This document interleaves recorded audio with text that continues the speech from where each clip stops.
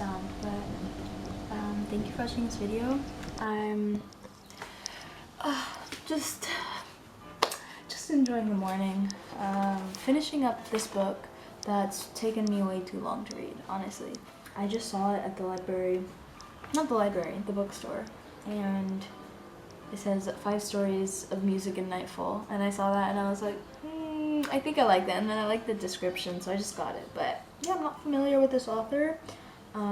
Maybe you guys are.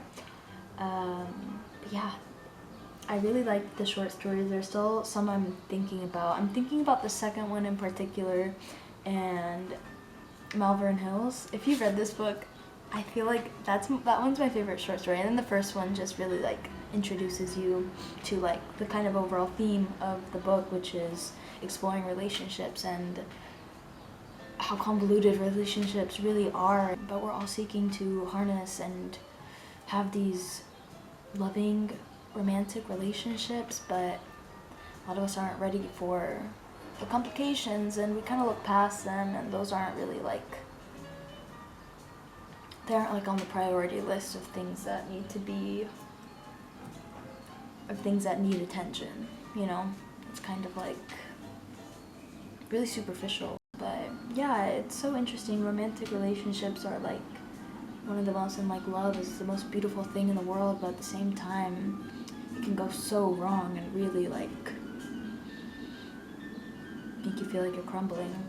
But anyway, also just realized I'm chewing gum. I feel like that's not pleasant to see I feel like it's not pleasant to see somebody chewing gum, but I'm just gonna like stick it in the back of my mouth.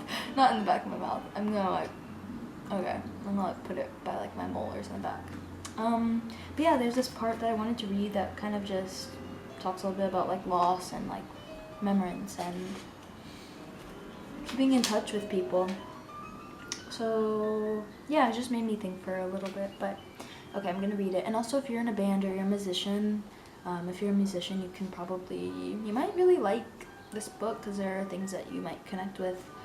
For example, this talks about like being in a band and how being in a band is almost like being in a family, because if you're rehearsing like twice a week and then also throwing shows on top of that, then you're seeing each other quite often, and I feel like, anyway, it starts to create like a familial bond, the band, and like the frequency of seeing each other.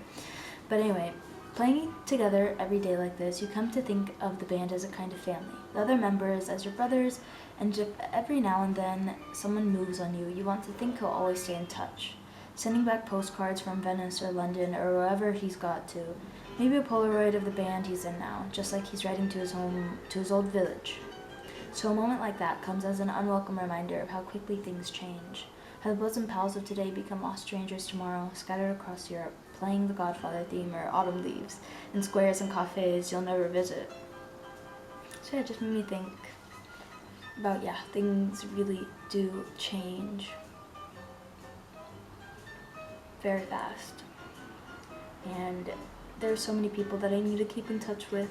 Not so many people, but you know, like right now there are like 5 people that I'm like, this needs attention, like I need to reach out to them, just because it's important to keep in touch with people that you've created really great bonds with. Like there's just some chemistry you have with people that is just undeniable, that is just undeniably like super special, and you can't explain it. And it's really cool, like when you meet somebody for the first time, and sometimes it's like a slow burn, and I'm speaking more in a platonic sense, like right now I'm thinking about my friends, but that I've met over the years and that I'm far from right now. But it's really, really special when you meet somebody that is just like on the same wavelength as you for the most part. And